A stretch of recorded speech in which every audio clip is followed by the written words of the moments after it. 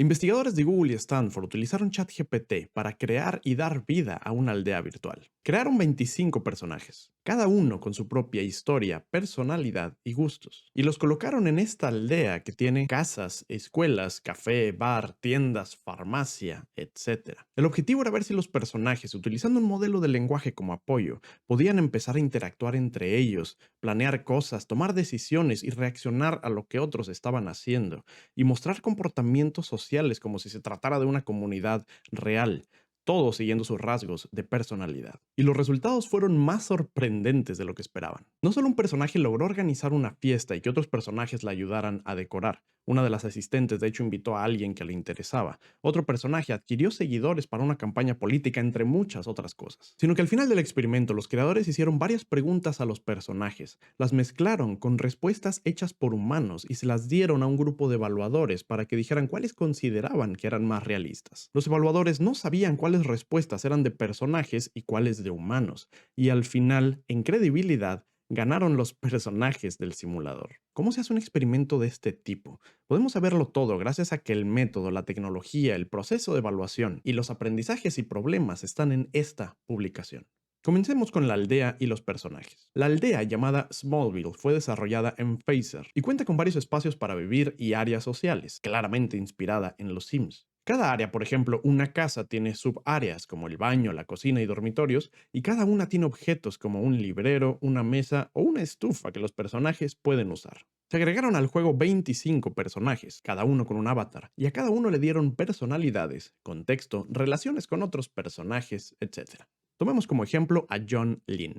John es dueño de una farmacia y le encanta ayudar a las personas. Vive con su esposa, Mei Lin, que es maestra. Tienen un hijo, Eddie, que está estudiando música. John conoce a sus vecinos Sam y Jennifer desde hace años y considera que Sam es una buena persona. John y Tom son colegas en la farmacia, les gusta discutir de temas políticos, etc. De la misma manera, cada uno de estos personajes tiene su propia descripción, gustos, relaciones con otros personajes, trabajo, hobbies, etc. Para hacer la evaluación final, corrieron la simulación durante 2 días de juego, los cuales puedes ver en este sitio que te dejaré en la descripción. En cada momento, los personajes muestran en lenguaje natural lo que están haciendo. Por ejemplo, John Lynn se está vistiendo, Wolfgang se está preparando para ir al parque o la Toya está preparando el desayuno. Para facilidad, todo se muestra también con imágenes descriptivas. Estos textos se representan en movimientos y acciones que afectan la simulación. Los personajes pueden interactuar y conversar con lenguaje natural. Saben de otros personajes que están cerca de ellos y el corazón de esta publicación, una arquitectura que crearon los investigadores para la simulación y que detallaremos en un momento, determina cómo reaccionar ante cada situación, por ejemplo, si ignorar a otro personaje que está cerca o ir a hablar con él. Desde aquí podemos tomarnos un momento y hacer un experimento con el API de ChatGPT para tratar de imaginar cómo está implementado. Ojo, esto es apenas el inicio, pero vamos parte por parte. Crearé un pequeño proyecto en Python, agregaré el API de OpenAI y ahora debemos definir dos cosas: la descripción de nuestro personaje y la situación. Escribamos cualquier cosa para el ejemplo. Por ejemplo, podemos poner en la descripción: eres un niño llamado José Juan. Te gusta mucho la tecnología y sueñas con crear una empresa de tecnología cuando seas grande llamada Nvidia. No eres muy social y cuando ves otras personas solamente les hablas si crees que también les gusta la tecnología. De lo contrario, no les hablas. Y ahora pongamos una situación específica al personaje. Por ejemplo, estás caminando y ves a un niño jugando a la pelota. ¿Quieres acercarte a saludar? Respondo solamente con un sí o no. Ahora lo ejecutamos utilizando el API y la respuesta es no. Muy bien, cambiemos ahora un poco la situación. Estás caminando y ves a un niño utilizando una computadora para aprender a programar. ¿Quieres acercarte a saludar? Y la respuesta es sí. Con esto creo que ya puedes imaginarte, aunque sea muy a grandes rasgos, cómo está implementada esta parte. Si cada personaje tiene contexto, personalidad y gustos, en cada momento del tiempo del juego se le están presentando estas preguntas constantemente. Por ejemplo, en la mañana se le pregunta: ¿te acabas de levantar? ¿Y qué vas a hacer? Y probablemente diga: lavarme los dientes. Irá el personaje y al terminar preguntará de nuevo, para bañarse, desayunar, ir a su trabajo, o a su escuela, o ver la televisión, o ir a ver amigos. Esto multiplicado por 25 y con la diferencia de personalidad de los personajes lo empieza a ser interesante. Quizá con esto te parezca simple la implementación, pero nunca es tan fácil como parece. El objetivo de los investigadores era que durante estos 2 días no simplemente tomaran decisiones, sino aparte tuvieran conversaciones, recordaran esas conversaciones y todo junto lo utilizaran para influenciar sus siguientes acciones. Y para eso se necesita algo clave: memoria. La memoria con este tipo de tecnologías es mucho más difícil de lo que parece. Cada vez que interactuamos con un modelo de lenguaje le damos un mensaje y nos da una respuesta. Cada que le decimos algo lo olvida inmediatamente. Lo que hace ChatGPT y otros modelos es que cuando estamos teniendo una conversación y le enviamos un nuevo mensaje, trata de incluir el mayor contexto de la conversación que pueda, más el nuevo mensaje, para que la respuesta tenga contexto con toda la conversación que estamos teniendo. Hagamos un segundo experimento, intentemos programar más o menos cómo está implementado este proceso. Similar a como hicimos hace un momento, utilicemos el API y escribamos una descripción de un personaje. Eres un niño llamado Pedro. Te gusta jugar a la pelota y conocer gente nueva para jugar. Te gusta ir al parque, pero no te gusta ir de noche porque te da miedo. Ahora controlemos nosotros al otro personaje, Mateo. Pero esta vez quiero interactuar con varios mensajes y mantener memoria para que la conversación tenga sentido. Entonces no solo tendré una interacción, sino que en cada mensaje que mandamos a ChatGPT enviaremos el historial completo hasta el momento, agregando al final el último mensaje. Por ejemplo, comencemos la conversación de esta manera. Mateo, el vecino que vive enfrente, inicia una conversación contigo. Solo debes dar una respuesta a la vez y esperar a que Mateo te responda. A continuación, aparece la conversación hasta el punto actual. Agrega solo una respuesta a la vez. Mateo. Y aquí esperará a que nosotros escribamos lo que dice Mateo para luego enviarlo a ChatGPT y nos responda como Pedro. Con Python haré un ciclo infinito para que constantemente me pregunte qué le quiero decir a Pedro. Lo envío al API de ChatGPT, regresa la respuesta de Pedro y de nuevo me pregunta qué le quiero responder, etc. Cada que envío el mensaje, envío la conversación completa. Cuando ChatGPT responde como Pedro, agrego también su respuesta a la conversación. Imprimiré además la cantidad de tokens que tiene la conversación en cada momento. En un momento explico qué son los tokens. Comencemos. Escribe un mensaje para Pedro. Longitud actual 51. Vamos a decirle nada más, hola. Y responde Pedro, hola Mateo, ¿cómo estás? Muy bien, ¿y tú? Estoy bien, gracias por preguntar. ¿Quieres jugar a la pelota conmigo? Vamos a decirle, sí, claro, ¿a qué hora? ¿Qué tal si jugamos en el parque a las 3 de la tarde? Vamos a decirle, nah, me gustaría más a las 8 de la noche. Y responde, no me gusta ir al parque de noche, me da miedo. ¿Podríamos jugar durante el día mejor? Y vamos a molestarle un poquito. A mí no me gusta jugar de día, me duele la piel con el sol.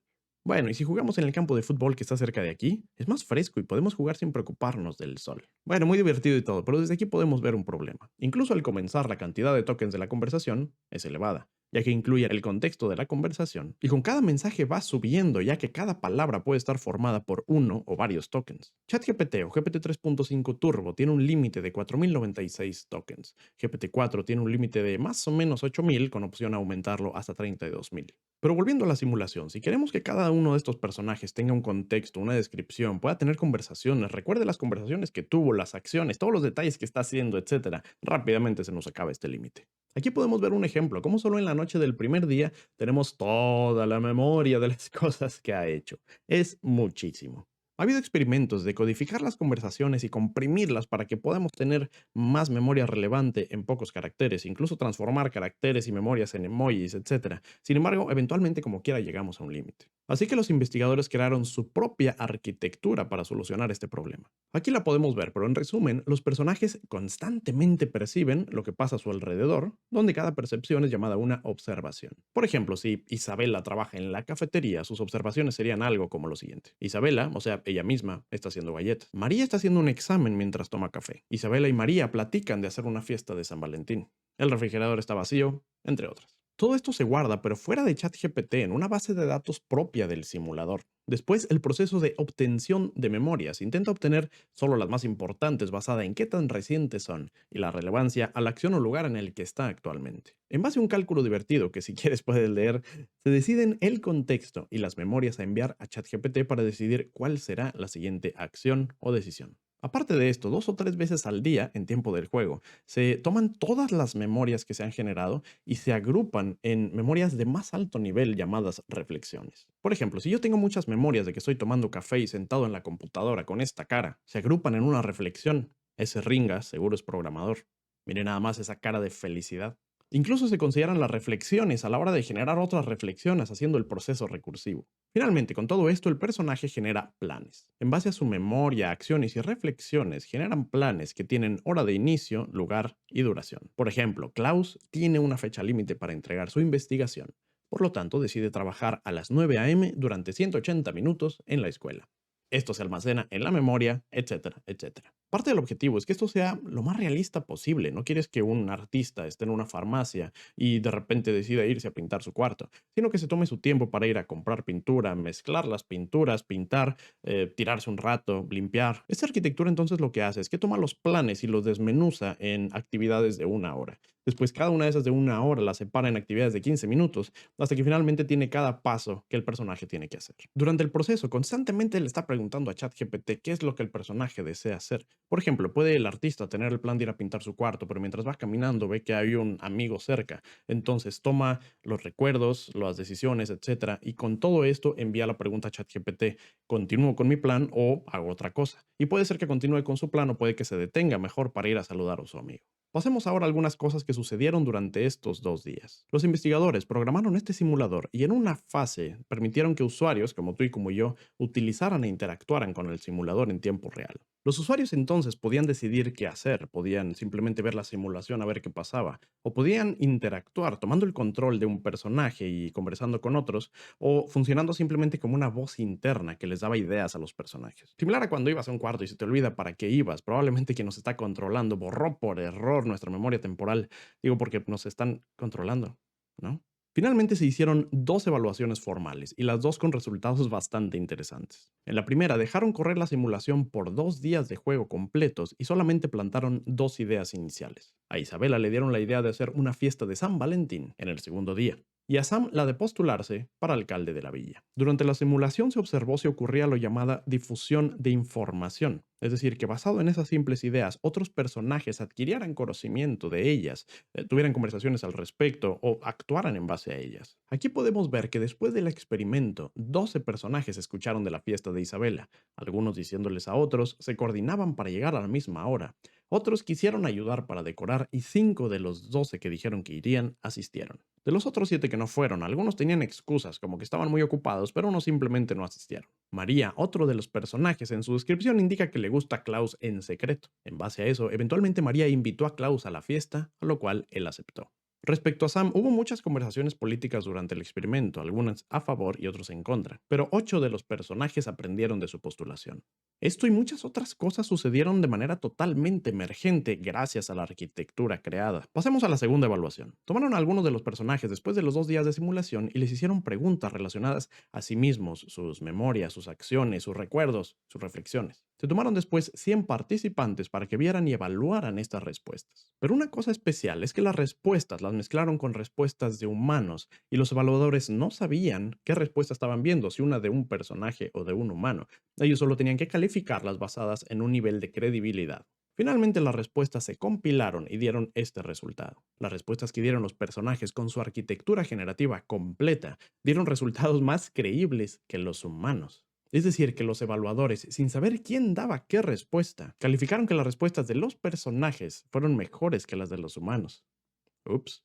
Hablemos ahora de otras posibles aplicaciones de esta tecnología. Los investigadores indican que las tecnologías de este tipo pueden entrenar a las personas a lidiar con situaciones sociales difíciles, por ejemplo, entrevistas de trabajo o cualquier tipo de interacción que sea complicada, similar a un juego de rol. También en videojuegos, todos conocemos a los NPCs o personajes no jugables. Es muy aburrido hablar con NPCs que te dicen lo mismo todo el tiempo. Pero si los NPCs cuentan con memoria, acciones y personalidad, serían mucho más interesantes. Incluso en su forma más simple, podemos hacer que un modelo de lenguaje funcione de una manera mucho más interesante que un NPC de un juego antiguo. Vamos a experimentar. Escribamos nosotros la descripción de un NPC. Por ejemplo, eres un personaje en forma de hongo que vive en el reino champiñón. La líder y princesa del lugar, la princesa Peach, ha sido raptada por el malvado Bowser.